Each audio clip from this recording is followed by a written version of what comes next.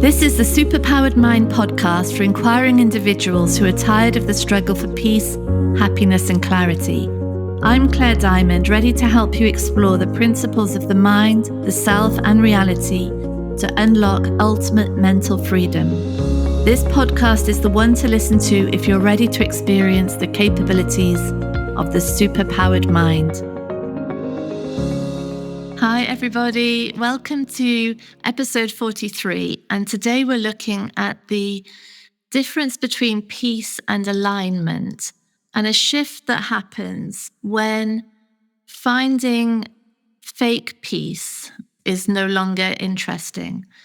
Because really, I think as long as the identity is the foundation of all experience of being. So as long as there is that unquestioned conviction of separation, of there is this me here, I'm in control, I'm making the decisions, I'm doing all of this, I'm separate from intelligence, I'm separate from love, I'm separate from consciousness, and I need to find my way back home. I need to find my way back to that sense of wholeness, a sense of bliss, which I knew as a baby.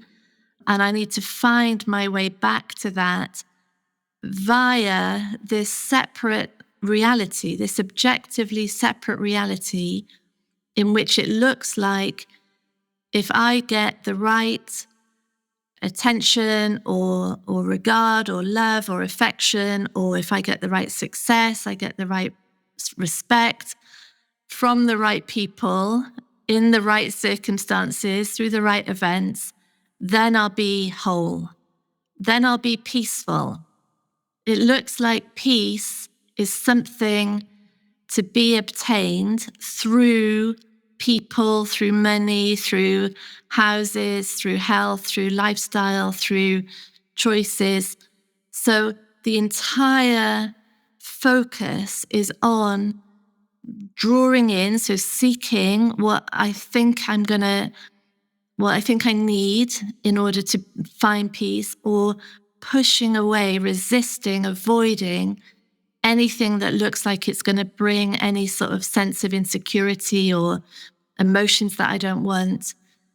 And so that's how peace is represented. It's how peace plays out in our lives when separation is the running order, really. And the irony is that when everything is based on securing a separate me, the attempt to find wholeness can only be played out through increasing separation, through creating more difference, really, more individuality, more control over this apparently external separate world. And so peace is impossible, literally impossible to find, because it's being sought via incredible vigilance, like really obsessive, because this is all about survival, obsessive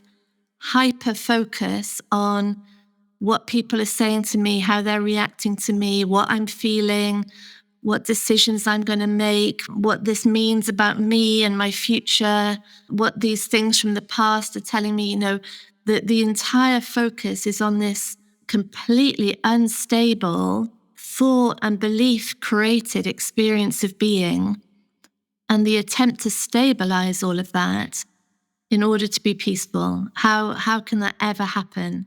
And so the understanding of peace shifts enormously through the understanding of what we are. So when the mind settles down and it really exits that cycle of re-traumatization in which it's continually projecting its insecurity, its shame, its need, its fear, projecting it out, and from that projection, a reality is created that then reconfirms the belief system And so the mind is locked in that cycle, completely locked in that cycle. And all interventions that are used within that cycle to try to stabilize that sense of existence without questioning where it's coming from, without questioning the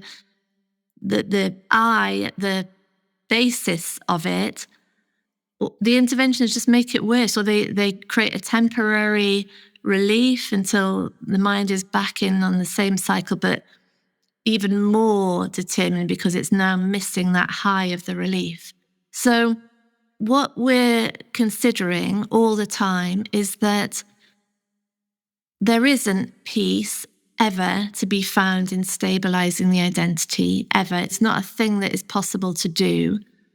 Peace is found when something is heard by the subconscious mind that resonates as true about the experience of being and about what we really are and about where behavior comes from and how reality is experienced. Because when something resonates at that level, the mind drops out of its frantic lock-in, its frantic search for peace, and it starts to operate as in alignment with what it really is, which is consciousness observing thought, consciousness observing analysis, consciousness observing concepts being created and manipulated like a psychological chess game. That's the mind, what it really is, isn't it? And there isn't anyone doing that. There's no one creating the concepts. They're just being created based on what's been retained within the subconscious mind, really. So peace now is very different. Peace is the recognition that the mind can create anything, and that there's no need within those creations to try to control it or control emotions, because it's just imagination. It's just a mental playground, really. And the true peace is the recognition that any emotional experience can come in, and stress, a sense of profound separation or huge resistance, an identity under threat, all that is indicating that the mind is temporarily locked in to its belief system, to its cycle of projection, belief, over and over and over again. So peace is now starts to be what is here already. Peace is consciousness. That's, peace is intelligence in action. Peace is existence. And those are 100% reliable. Those are what we are. Everything else is the mind creating and believing itself. So this is really interesting now, because when that shift from desperate attempt to find peace happens to the recognition that peace is here already, and there's a brilliant mind creating versions of not peace, now finding peace is not the thing. There isn't that need anymore to control emotions, to avoid confrontation of the ego, to seek out the affirmations and the reassurances and the validations that will make us feel good in that sense of separation. And so peace isn't the agenda anymore. And I think what happens then, which is very interesting for all of us, is that there is now the emotional capacity, the mental capacity, the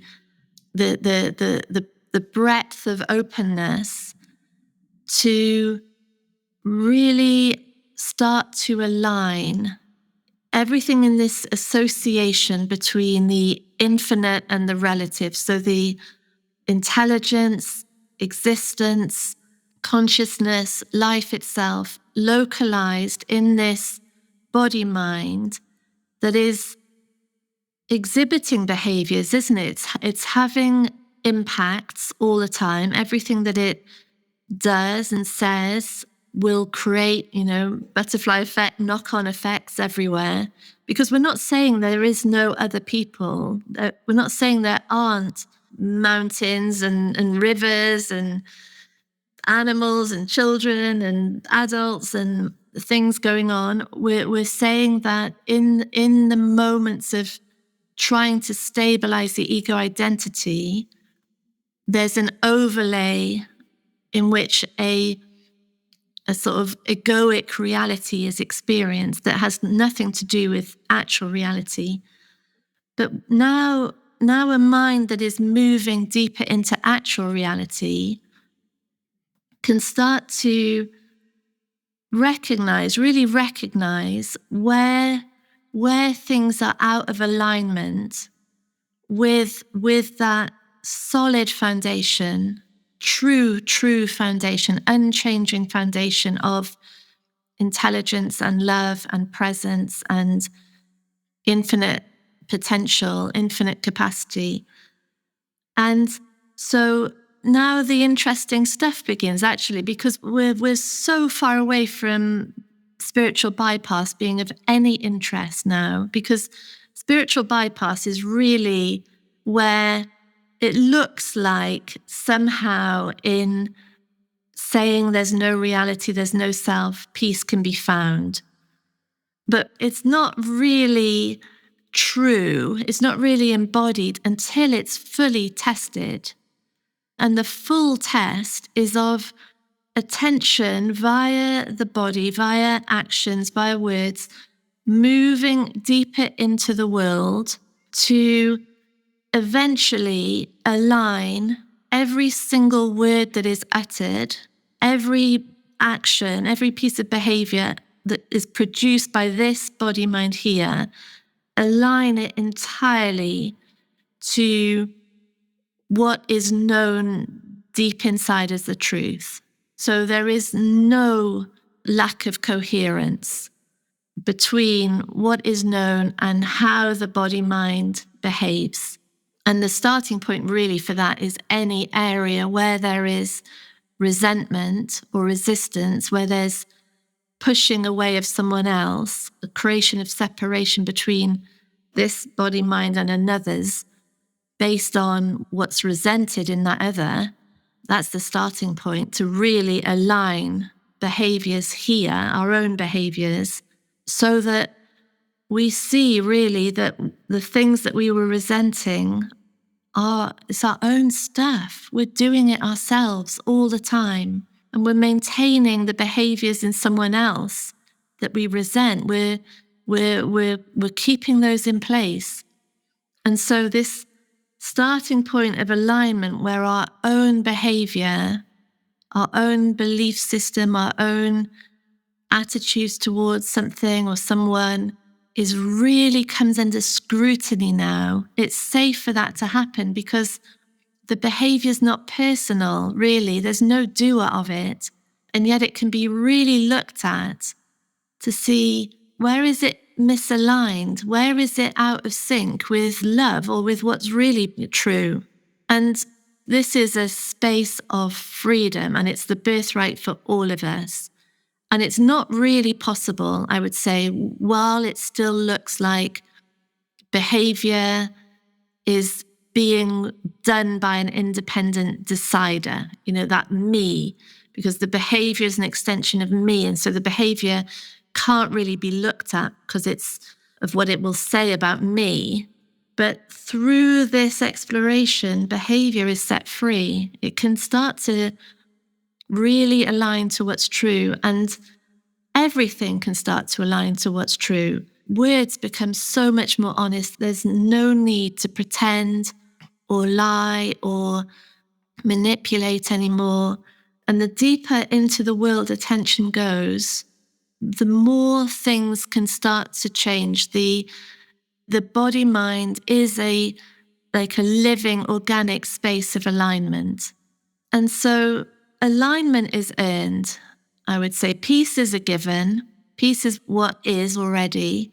But the alignment of behaviors and words of this body mind in which consciousness is localized, and then via that out to the whole of the rest of the world, is an ongoing work of confrontation because of the layers of ego that will be in that, but also of magical reality, really, moving into a space in which attention itself dissolves what isn't there. And that starts to be a process of alignment that is the next phase, I would say, of all true spiritual understandings.